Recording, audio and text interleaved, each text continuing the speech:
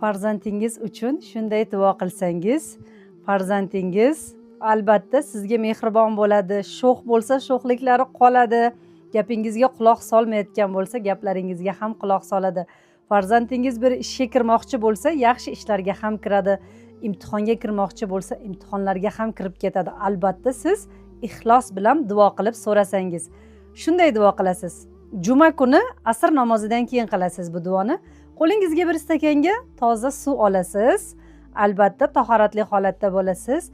U suvga Fotiha surasini 6-oyatini o'qiysiz 1073 marotaba. Orqasidan Allohimning bu go'zal ismini o'qiysiz 41 marotabadan. U suvni bandi shifo deb farzandingizga ichirasiz.